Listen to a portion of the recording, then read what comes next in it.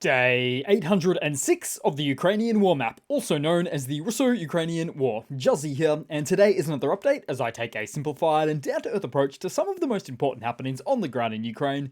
So, starting off, we'll take a look at those Russian losses, as currently Russia sits on more than 479,000 military personnel losses, representing an additional 980 in the past day.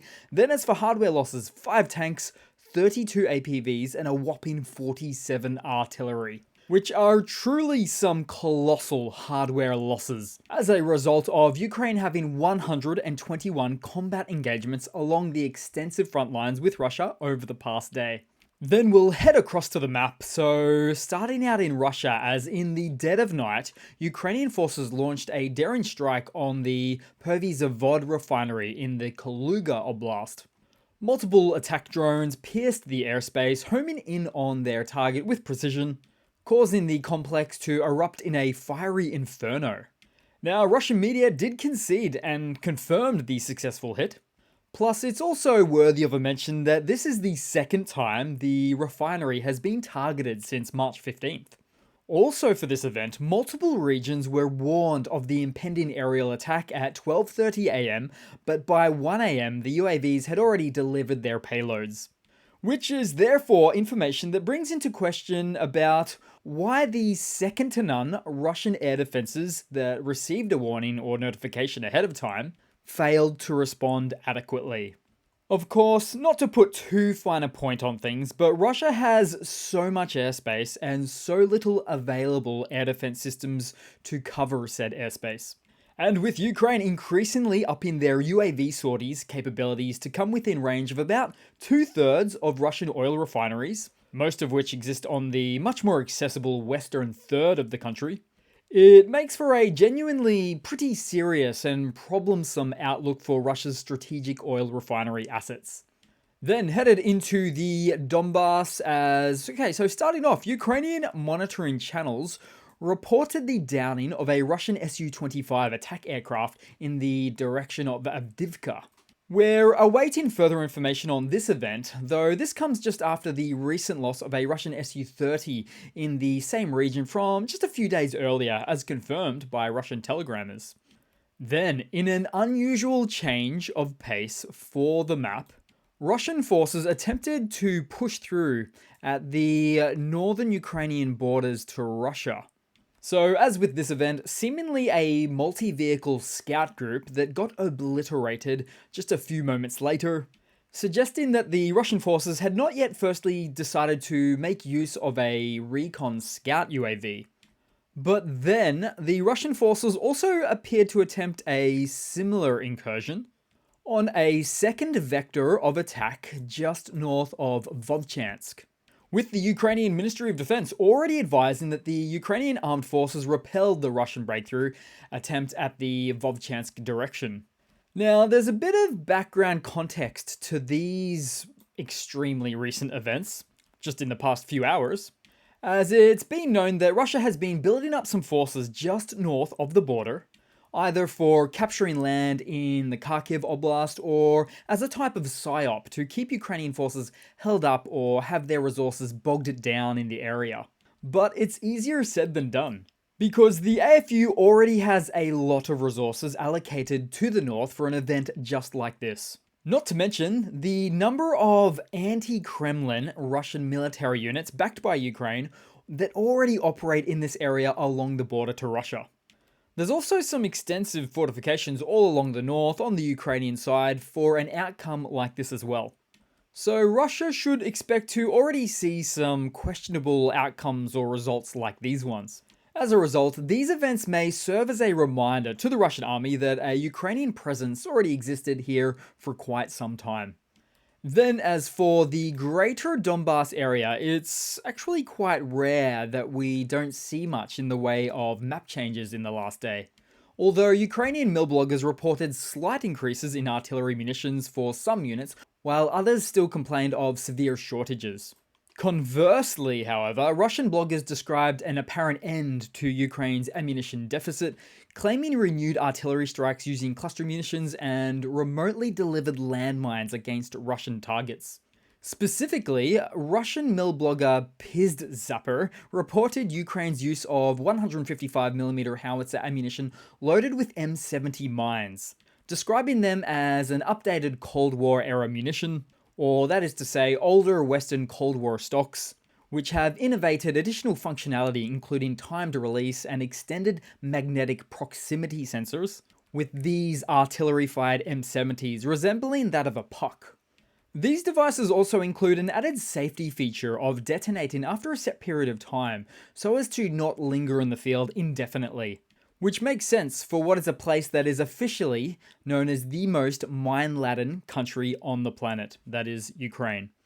Then we head further south as explosions were reported in Mariupol, and it's already been reported that Ukrainian-operated ATACMS missiles hit a facility of the Russian armed forces in the occupied region, with Russian sources themselves mentioning the use of ATACMS missiles. Then having a look around on the map, so somewhere in the east, the destruction of the Russian T-80 BVM tank.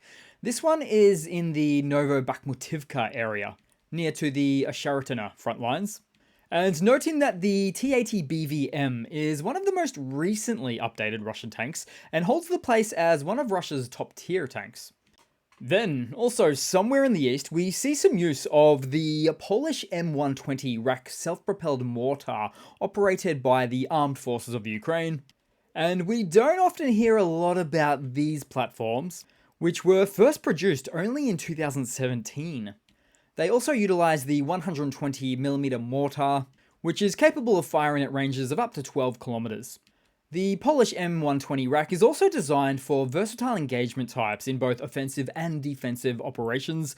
Its capabilities allow it to conduct indirect, semi-direct, and direct fire, making it suitable for targeting mechanized units, command posts, command observation points, and fortifications. Then moving all the way along to the south as we saw footage of destroyed Russian equipment near Kapani, just northwest of Robotyne. And then around the same time, we saw a destroyed Russian T-55 tank somewhere in the Zaporizhia region as well. And fun fact, the Soviet T-54/T-55 tank series is actually the most produced tank in the world, with over 100,000 units produced starting in the 1950s, surpassing even that of the Russian World War II T-34 tank production volumes. But time has not been kind to these old T-55s, with the 50 or so we've come across in this entire war, which means that it accounts for less than 0.1% of all operationally working condition tanks of this type for Russia. If only Russia invested in the mothballing of these tanks all those years ago, all those decades ago, then a different war would probably be outplaying right now today. Then headed across to some news for today. So in a significant development, German Defense Minister Boris Pistorius announced during his US visit that Germany will procure 3 HIMARS launchers from US stocks and transfer them to Ukraine. Pistorius emphasized that this decision to purchase the High Mobility Artillery Rocket Systems, or HIMARS, was made just recently in collaboration with the United States. So the HIMARS, mounted on a highly mobile 6x6 truck chassis, proved to be a game changer for Ukraine when first deployed in Ukraine, allowing for precise targeting of Russian forces behind the front lines. And of course, they are the very platforms used to fire off the effective and long-range ATACMS missiles. Then in some more hardware news, this one being a combination of Ukrainian and Russian hardware news, so to speak, as the Pentagon has joined forces with SpaceX to thwart Russia's unauthorized use of Starlink internet terminals on the Ukrainian battlefield. John Plum, the outgoing Assistant Secretary for Space Policy, revealed that the US has been actively collaborating with the Ukrainian government and SpaceX to counter and block this illicit usage. Ukraine heavily relies on the superior connectivity of Starlink, with approximately 42,000 terminals in operation across various sectors. And as for this latest news update, although the specific tactics employed remain undisclosed, it's likely SpaceX will perform some region lock-in or location blocking or network hardware MAC address whitelisting for Ukrainian-only usage of such systems in the battlefield. And all of this comes just after we've seen some instances of Russians in the field spending roughly 5 times the MSRP value of the systems, only to be soon met with extreme difficulty in accessing the Starlink network. Then in some more news, Gazprom, the Russian state-owned energy giant, has been forced to offload property to compensate for historically high losses after the war in Ukraine decimated its European markets. For the year of 2023, Gazprom posted a staggering loss of 629 billion rubles, nearly 7 billion US dollars, with gas sales more than halving since the outbreak of the conflict in February 2022. The company's debt has now reached a record 6.65 trillion rubles, or about $73 billion, reportedly surpassing Russia's national wealth fund. Looks like a bailout isn't on the cards. Analysts also stated that the loss of European sales has dealt a devastating blow to Gazprom's export model, thereby leaving it captive to customers demanding substantial discounts in alternative markets. As such, in an attempt to recoup losses, Gazprom announced via Telegram that it is seeking buyers for substantial real estate properties in Moscow and the surrounding region, citing the completion of its relocation to St. Petersburg as the rationale behind the sales. So in other words, they're trying to save face, whilst at the same time attempting to lessen the blow of a massive debt spiral. Then in some more news, Armenia has announced its refusal to finance the Russian-led Collective Security Treaty Organization, or CSTO, in 2024. Think of it as the Russian version of NATO, marking the latest move in the country's efforts to distance itself from the security alliance. The Armenian Foreign Ministry spokesperson confirmed that Armenia would not contribute to the CSTO's 2024 budget, which was adopted back in November 2022. And since Prime Minister Nikol Pashinyan came to power in 2018, Armenia has steadily strengthened ties with the West while drawing criticism from Russia. Tensions between Armenia and the Kremlin have escalated in recent months, particularly after Russia and its quote-unquote peacekeepers failed to prevent Azerbaijan's armed seizure of disputed territory between the two countries. Then, in March, Armenia threatened to leave the CSTO if the alliance does not address its collective security concerns.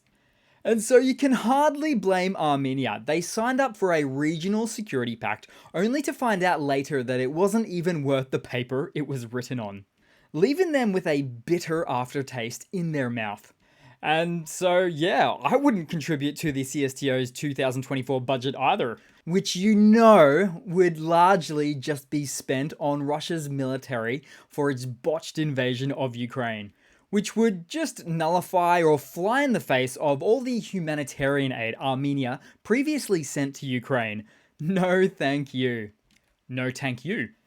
Then headed across to some quick funnies to round it all off for today, guys, and taking another gander at the day that was yesterday for Russia's largest annual military parade, with just a few thought-provoking concepts from this event.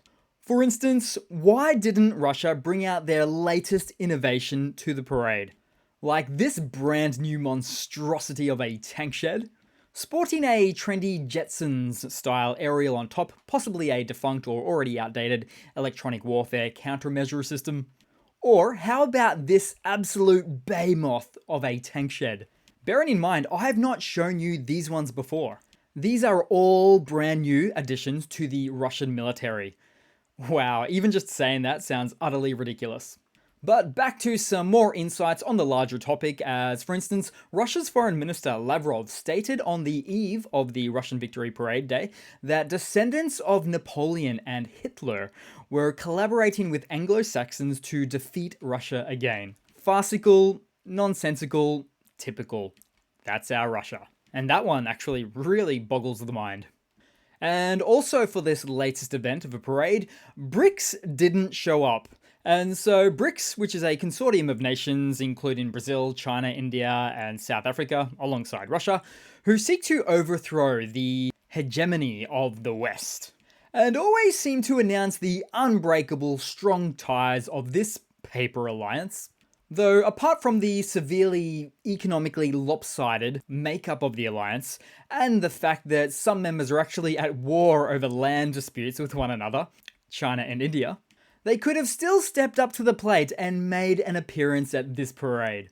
But what we did see, somewhere in the middle between Putin's official inauguration for Russian president for another 6 years on Wednesday, followed by the parade, Thursday's event, was our main man, Chechen leader, Little Kadyrov himself, seemingly no longer having troubles taking off his jacket like he did a little earlier, and possibly all pepped up on some sort of pharmaceutical or drug, looking to once again prove to the world his good state of health and his superior strength, allegedly pushing and or pulling a pickup truck.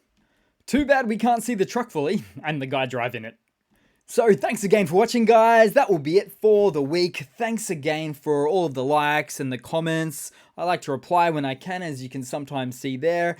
And thanks again for all of the support, and I do hope to see all of you guys there in the next one. Cheers!